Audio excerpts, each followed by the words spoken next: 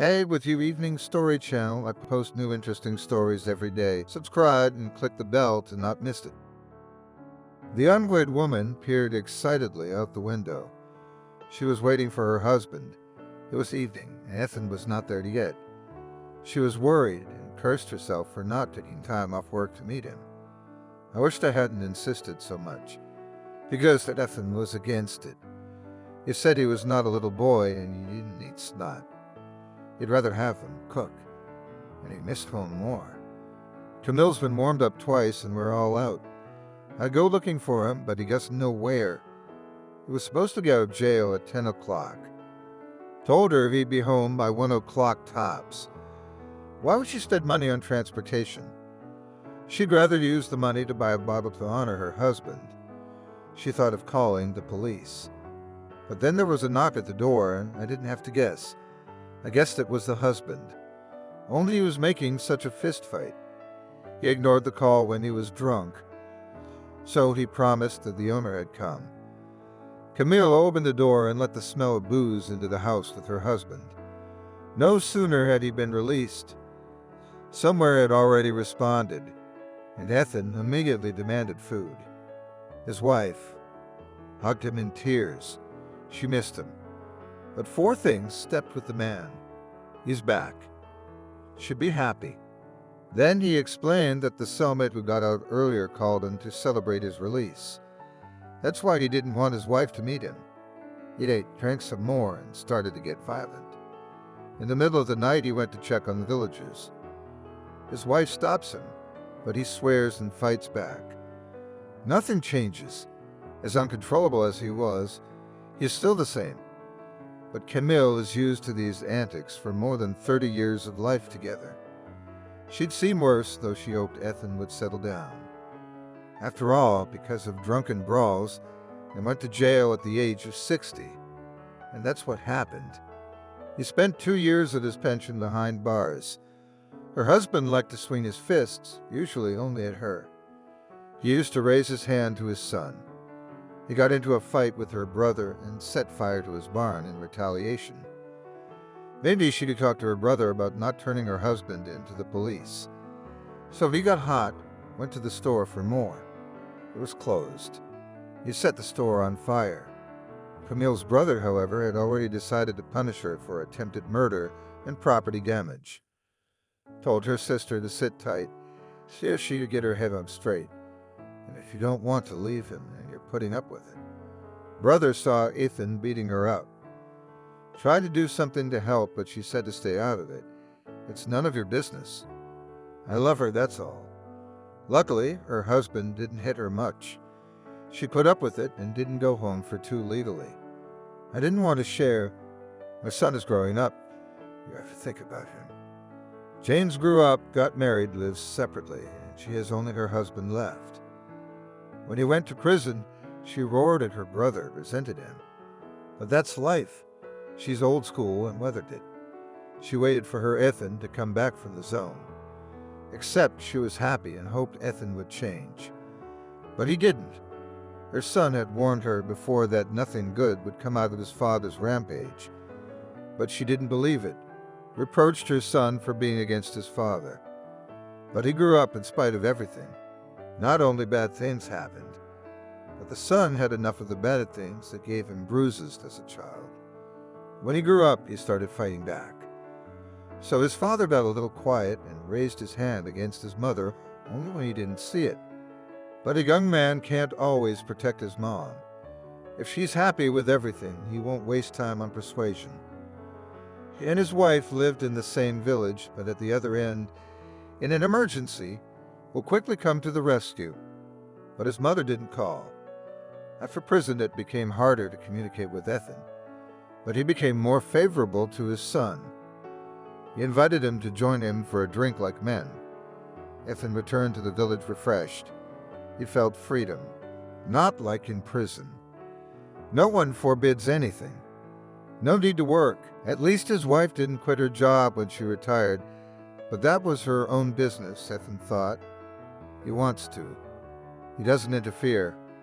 While Camille cleans up the old people in the hospital, he drinks at home, and now he drinks vodka every day. Is there company? No, it doesn't matter. And the wife had no desire to quit her job. Lest her husband sees less problems, still doesn't listen to her. She's just clinging to him with complaints about nothing. Camille tried to influence him by talking to him. She said his health would be ruined and he'd never see grandchildren. Ethan came to his senses and said, "You're right. Mother, my son is dragging his feet about grandchildren." A woman just blurted it out. Guess it's not working out for them. Like Nancy, a good girl, but nothing. That a woman married does not work, frowned the father. Spit, Camille waved at him. And don't ask him questions. It's embarrassing. The woman didn't know that this conversation would bring trouble on her daughter-in-law. She blurted it out without thinking. You can't ask your son directly. So she's guessing. Ethan didn't think about grandchildren before because he has other worries. He looks at his grandmother sad. If she got grandchildren, she'd be at home changing diapers instead of babushkas in the hospital. I decided I had to make a decision and had a lot to drink. Went to my son's house. Who knows what his plan was? He probably didn't fully realize what he was trying to do. But when he got there, he saw his daughter-in-law home alone. Nancy was canning, wiped her hands on the front. Asked, "What can my mother-in-law do for me?" "Get undressed," demanded Ethan, and closed the door behind him. The young woman was confused. The father-in-law moved menacingly at her. He reeked so much of cigarette fumes that it seemed to blow deep into the air. Nancy realized she wasn't up to any jokes and tried to distract him with conversation. But the older man wouldn't listen to anything. "Come on," I said, "undress," Ethan shouted at his daughter-in-law. "Grandma wants grandchildren already." The father-in-law reached out to grab his sister-in-law's hand, but she drew back and fled. The elderly man got angry, began to scold her and threaten her that it would be better to be nice. The thing is doing good. Nancy wanted to run into the kitchen and get a knife, but her father-in-law caught her and turned her around. He swung at her and wanted to slap her, but his eyes were doubled over from the alcohol he'd drunk, and he missed. The young woman was in a desperate situation and realized that she could not cope with her father-in-law. But then he lost his balance, fell, and lost consciousness. All the same, alcohol not only gives in the head, but also affects the motor skills. Fortunately for the daughter-in-law. But for Ethan, his ordeal had just begun. The man came to himself and did not realize where he was. His head was still cloudy, and he tried to remember what had happened to him. Wanted to get up, but immediately fell down. It was uncomfortable. His arms and legs were cramping. Ethan saw that they were bound with ropes, and his legs were not just bound, but also tied to a pin in the floor. He was lying there now, staring up at the ceiling. And then he shrank fearfully into the floor, or not the floor. He slowly turned his head, and to his horror he saw a chandelier nearby. But the chandelier was sticking out of the floor. Ethan realized that it was the ceiling, so he was strapped down so he wouldn't fall off. He started to get motion sickness, and to be more secure he grabbed onto the chandelier for fear of falling to the floor, because the floor was now above. Slowly, he came to his senses and looked everywhere.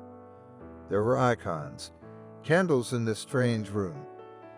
A small window is glass. I can't see what's behind it because of the soot from the candles, but it's dark. Maybe it's night. Doesn't know how long he's been here.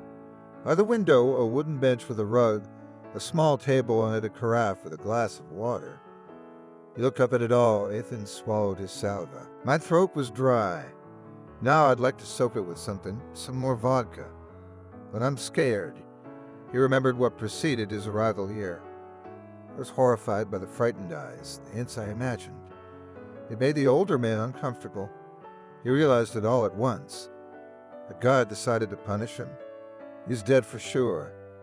Immediately he remembered the grandmother Vanessa, who had been a local witch doctor for a long time. She cured everyone with her prayers. The whole room was covered with icons and candles, something like that. She can't remember the details. It's been years. He used to run to her as a kid.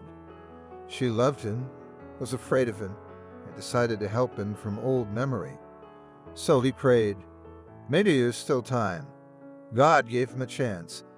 He didn't come here for nothing. Ethan sincerely asked God to take pity on him.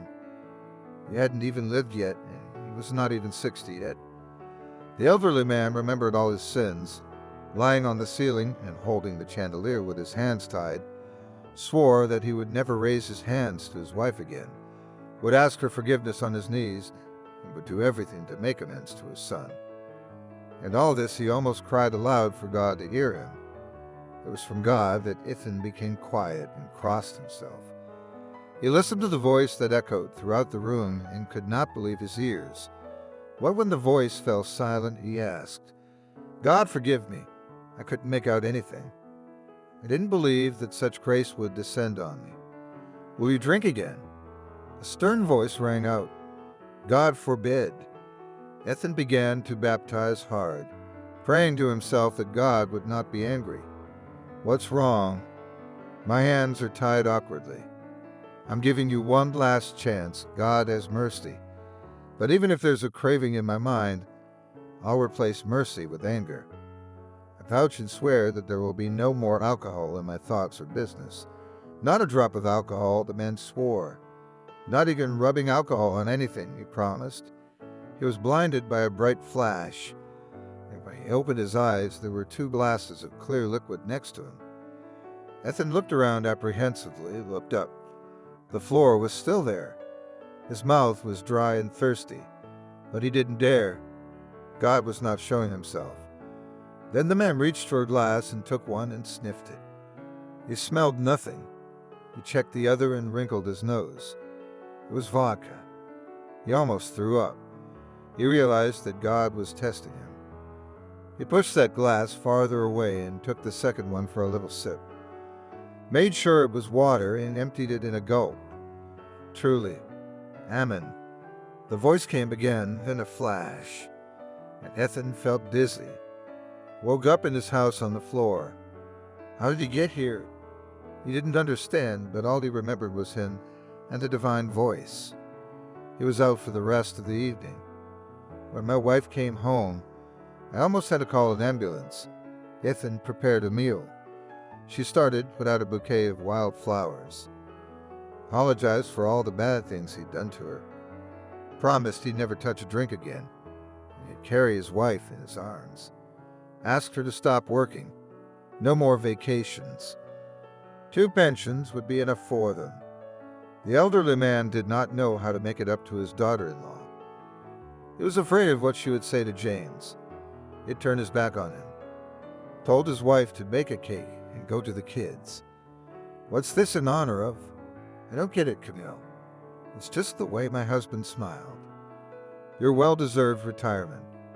Note, while visiting his son, discreetly called his daughter-in-law aside and began to apologize. But she assured her father-in-law that she had already forgotten everything. She said, "You fell. Thank God you didn't hurt anything. And then you got up and went home. I understand that we had a little too much to drink, but everything was fine." She calmed my father-in-law down. Nancy turned out to be a wise woman. She wouldn't tell anyone about her father-in-law's drunken escapade. And Ethan did not switch to sober life since then. He was not drawn to any alcohol-containing drink at all. His wife was surprised. He told her that God had set him on the right path. He kept silent about that conversation with God. The secret of the method was simple. Son and daughter-in-law decided to try to wean his father from drinking. They prepared a room in their basement for a long time. James set up speakers, attached things to the ceiling. The plan was to lure the father in somehow. But it wasn't ready yet. And then we had this opportunity. We couldn't wait. Nancy called her husband right away. She said, "Your daddy's here and he's passed out. Let's do it now." We had to do what we could. We'd put a glass of water in, added a safe sleeping pill. And when Dad fell asleep, we carried him home. In the end, the result exceeded all expectations. Then word got out about this method, and from neighboring villages, Alcoholics were brought to them for treatment, and it worked, and Nancy and James soon had their long-awaited baby. Mother retired in time. Now she was helping with the baby. Ethan became a good grandfather, trying to make it up to his son, but James didn't take offense. He was glad that his father had changed, and at least in his old age they would live. He and his mother are at peace. Thank you all for your attention, and see you again.